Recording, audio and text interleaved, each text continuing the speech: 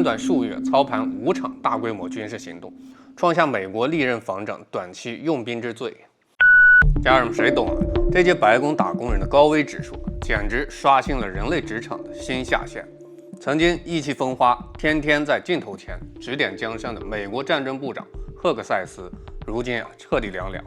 從年初的白宮头號寵臣，特朗普最信任的戰爭尖刀，短短數月時間直接淪為全美公敵，政壇過街老鼠。現如今，他不僅瀕臨失業，隨時被罷免，更是被美國國會正式提交彈劾條款，淪為美國近代史上最狼狽、最憋屈、最荒誕的第一任戰爭部長。很多家人們只看到表面熱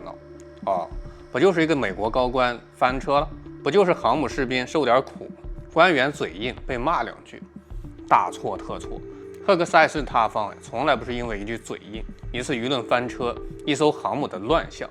他的落寞是個人性格缺陷、瘋狂主戰國策、美國霸權困境、两黨政治博弈、美軍體系擊斃5大 buff 疊加的必然結果。今天咱們由淺入深，帶大家徹底撕開美國軍政的遮羞布，搞懂3個核心終極問題。第一，曾經風光無限、手握全球美軍生殺大權的赫克塞斯，到底是怎麼一步步把自己玩进彈劾深淵的？第二，他上任後瘋狂擴戰，四處點火，把美國对外戰爭推向史無前例的規模。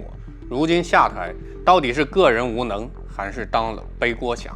第三，赫克塞斯倒台以後，全球格局會走向何方？美國是會收斂锋芒，走向溫和止戰狀態，還是會換個代言人，開始更瘋狂、更失控的戰爭態勢？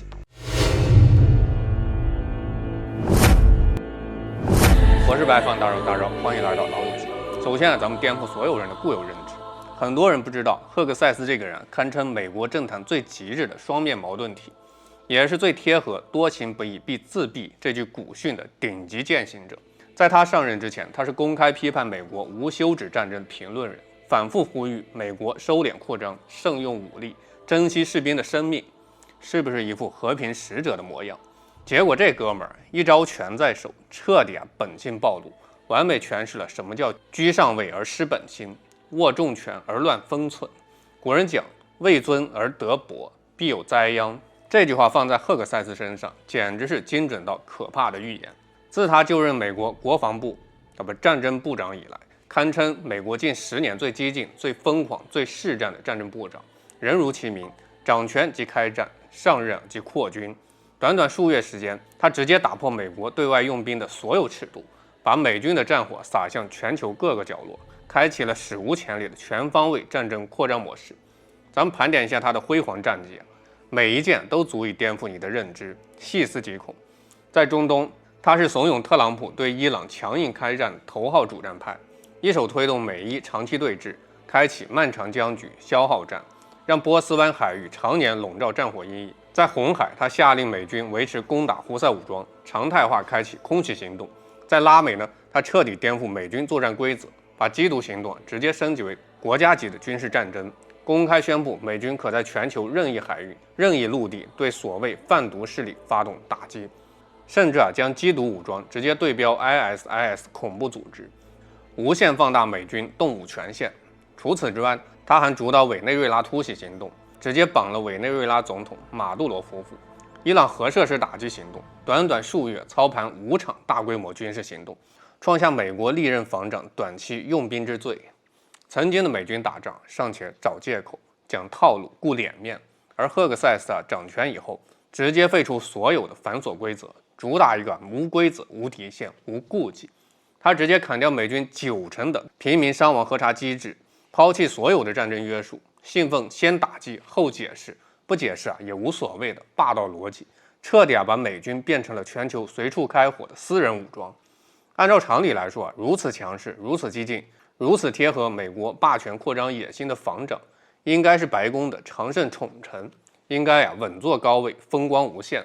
可為什麼偏偏是他，短短數月就從巔峰跌落谷底，瀕臨失業，慘遭彈劾？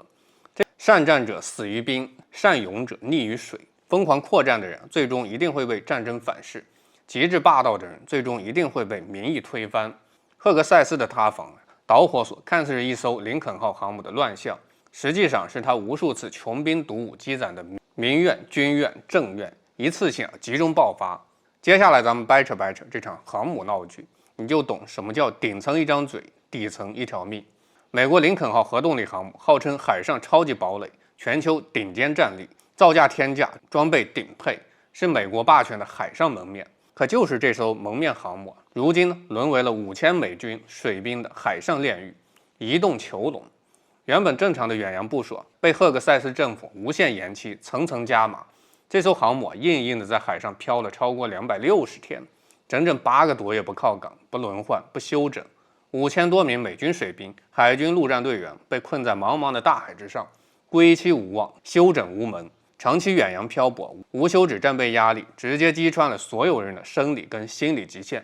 艦上徹底陷入後勤崩盤的狀態，糧食短缺，物資告急，衛生設施全面癱瘓，船艙呢大面積發霉，洗漱洗衣沒法保障，廁所故障頻發，基本生存需求都沒法滿足，遙遙無期的輪換讓大批年輕人士兵徹底崩潰，陷入絕望，最終慘劇頻發，多名水兵不堪折磨，選擇跳海自救。用極端方式反抗這場無意義的超長消耗戰。消息傳回美國本土，水兵家屬集體崩潰，全網發生抗議，全美輿論徹底炸鍋。無數民眾心疼士兵，怒斥軍方失職。政界人士呢紛紛下場追責，要求徹查航母亂象，問責頂層決策者。按理說，事情到這兒，但凡有點良知、有點情商、有點政治智慧的官員，都會選擇低頭認錯，積極整改，安撫軍心，平息民怨。可咱這位赫克塞斯偏偏不走尋常路，上演了一出教科書級別的作死硬洗，睜眼說瞎話。面對實錘滿滿的視頻、照片，士兵證詞、家屬訴控，赫克塞斯在公開採訪中直接全盤否認所有亂象，怒斥全網媒體報道純屬歪曲，完全誤導。他大言不慚地宣稱美軍保障體系完美無缺。每一艘艦艇，每一名士兵，每一個時刻都享受着頂配保障。水兵的遠洋部署是一場難以置信的絕佳經歷。更諷刺、更魔幻，也最讓人憤怒的點又來了。他空口狂歡，全程洗白，卻拿不出半分證據。面對物資短缺、衛生崩盤、士兵抑鬱、跳海慘劇、超期部署的所有質疑，他沒有任何整改方案，沒有任何數據佐證，沒有任何人文關懷，只剩下冰冷的搪塞、虛偽的美化、強硬的甩鍋。這波操作直接捅破了天。如果說之前的瘋狂擴戰、四處用兵只是得罪对手、消耗國力，那這一回的睜眼說瞎話、漠視民命、踐踏民意，就是徹底寒了軍心、傷了民意、惹怒了朝野。古人云水能載舟，亦能覆舟。軍心民意是任何政權、任何官場人物最根本的根基。赫克塞斯為了維護自己的政治顏面，為了掩蓋自己決策失誤，不惜顛倒黑白，漠視基層士兵的苦難，親手斬斷了自己的立身根基。而更諷刺的第二層反轉來自他的頂頭上司特朗普。所有人都以為士兵受苦，輿論譁然，亂象叢生，總統一定會下令休整輪換，安撫軍心，及時止損。結果呢，特朗普一句封神發言，直接顛覆全球認知。面對全網呼籲縮短部署、輪換士兵的聲音，特朗普當眾直言，林肯號的部署時間遠遠不夠。一邊是士兵崩潰、家屬痛哭、軍心渙散，一邊是頂層冷漠、執意擴戰、加碼消耗。白宮跟五角大樓全程裝死沉默，做事輿論風暴愈演愈烈，任由基層苦難持續發酵。這波雙標徹底點燃了全美各界的怒火。一場針對赫克塞斯的跨圈層全員圍剿正式拉開序幕。民主黨議員率先亮劍，直接提交正式彈劾條款，公開痛批赫克塞斯妄想、狂躁、無能、失職，指責他魯莽決策，無端挑起美伊對峙，將美軍將士推入極其危險的境地，嚴重損害美國軍事戰備能力與國際聲譽，是漠視生命、禍國災殃的頂層罪人。緊接着，美軍退役准將、資深軍政專家重磅發聲，直言赫克塞斯主導着一場不必要的選擇性戰爭，毫無戰略意義，只會徒增消耗，徹底辜負了美軍士兵與美國民眾的信任，嚴重拉低美國國際地位，必須立刻撤職問責。不止政界、軍界，美國知名音樂人、電影制片人、社會名人全員下場聲討，大家一致戳穿真相：林肯號的亂象從來不是簡單的軍旅艱苦，而是頂層的決策失職、後勤管理擺爛、權力無人問責。戰爭無限透支的官僚惡果。士兵的精疲力竭、絕望崩潰，都是高層好大喜功、盲目擴戰的犧牲品。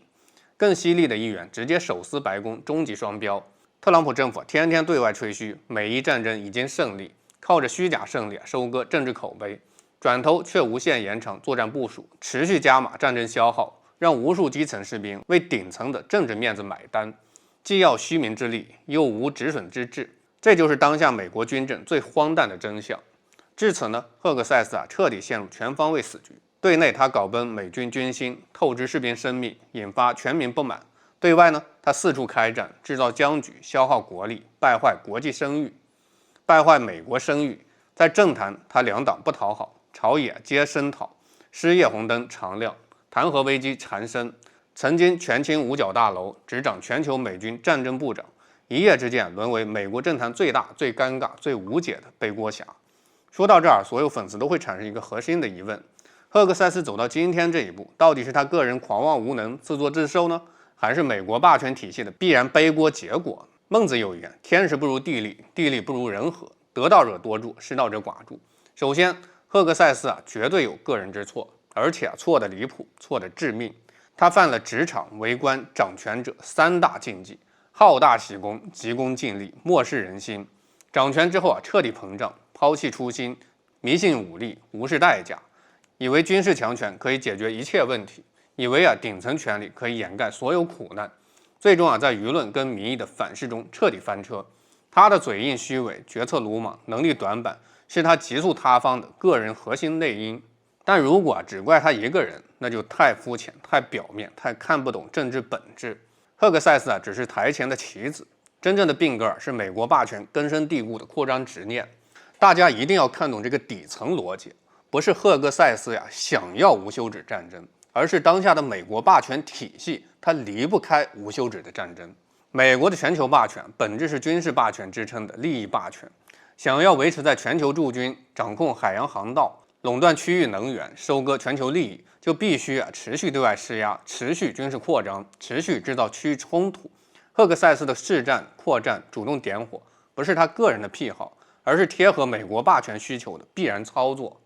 換任何一個人坐在這個戰爭部長的位置上，只要美國霸權的擴張邏輯不變，最終都會走向同樣的結局：要麼瘋狂開戰，透支國力軍心；要麼違背霸權利益，被白宮快速換掉。所以當下局面就是所有的軍工擴張紅利歸白宮頂層，所有的失敗、亂象、民怨、聒噪全部甩給赫克塞斯。他從一開始就是特朗普政府推出來的戰爭擋箭牌，輿論替罪羊，政壇犧牲品。美伊戰局打不贏，撤不下，拖不動，陷入死局。全球軍事擴張過度，美軍後勤體系徹底透支，不堪重負，超常部署常態化，士兵士氣崩盤，軍中亂象頻發，國內兩黨博弈加劇。需要一個靶心轉移矛盾，多重壓力疊加，總需要一個人站出來承擔所有罪責。而激進高調、樹敵無數、口碑極差的赫克塞斯，就是最佳背鍋人選。這就是官場，國際政治最殘酷的真相：功成歸主上，敗事斬成功。局勢順利時，他是開疆拓土、得力幹將，白宮寵臣；局勢崩盤的時候呢，他就是禍亂的根源，無能罪臣，隨時被棄車保帥、切割犧牲。看懂這一層，咱們就能精準預判最後一個終極問題：赫克塞斯倒台後，全球局勢會走向溫和呢，還是更大規模的戰爭失控？很多人天真的以為，切掉一個試戰防長，美國就會收斂野心，停止擴張，走向維穩。大錯特錯，這是最典型的看人不看體系，看表不看根兒。赫克塞斯可以換，但美國的霸權擴張邏輯它不會變，美國靠戰爭收割利益的底層需求也不會變。如果赫克塞斯最終被彈劾罷免、黯然下台，絕對不是美國想要停戰求和、走向溫和，而是特朗普政府想要換一套打法，換一個代言人，換一副面具，繼續延續霸權擴張之路。赫克塞斯的問題不是太想打仗，而是打得太張揚、太粗暴、太魯莽，不懂收斂，不懂偽裝，不懂止損，把霸權的貪婪跟野蠻赤裸裸暴露在全世界面前，引發了國內外雙重反噬。後續美國新的防務團隊大概率會放棄這種無腦硬剛、全面點火的粗放模式，轉向更隱蔽、更精準、更迂回的擴張手段，減少公開大規模正面開戰，增加代理人戰爭，區域摩擦、技術封鎖、軍事威懾、定點打擊，看似溫和收斂，實則擴張不止，博弈升級，衝突不斷。簡單來說，莽夫下台，金狐上位。明面上戰火收斂，暗地裡博弈加劇，全球局勢不會走向和平溫和，反而會進入更複雜、更隱蔽、更長期的戰略對峙階段。所以同志們，故事講到這兒，真正的大戲其實才剛剛開始。赫克塞斯如果真的倒台，表面上看是一個戰爭部長的政治末日，但往深了看，這更像是美國霸權機器的一次系統報警。一個人可以被彈劾，可以被解職，可以被推出去背鍋，可是航母不會因為部長下台就自動返崗，戰爭也不會因為換了一個名字就自動結束，這才是最扎心的地兒。赫克塞斯今天站在風暴中心，明天也許就會被換掉，但美國真正需要換掉的究竟是一個部長，還是那套遇到問題先亮刀，遇到阻力先加碼，最後出了問題再找個人背鍋的慣性思維？赫克塞斯如果真的下台，到底是美國開始收刀的信號，還是美國準備換一把更鋒利、更聰明、更隱蔽的刀？如果換掉的是一個人，那只是換帥；如果調整的是一套戰略，那才叫轉向。如果連戰略邏輯都不變，那麼赫克塞斯今天倒下，明天還會有下一個赫克塞斯。今天是戰爭部長背鍋，明天可能是下一任部長背鍋，後天可能是将軍，再往後呢，可能就是整個戰略体系一起買單。這就是歷史最諷刺的地方，人可以被替換，邏輯卻不會因為換人而自動消失。戰爭的按鈕在少數人手裡，戰爭的代價卻從來由無數普通人承擔。所以真正值得我們警惕的不是某個戰爭部長，而是任何一個把戰爭當成數字，把士兵當成籌碼，把和平當成軟弱，把退讓當成失敗的時代。因為強者渡己，胜者渡人。真正的大國不是永遠把拳頭給攥緊，而是擁有把拳頭攥緊的實力，更擁有把拳頭慢慢鬆開的智慧。我是白帆大肉，点讚關注，下期再見。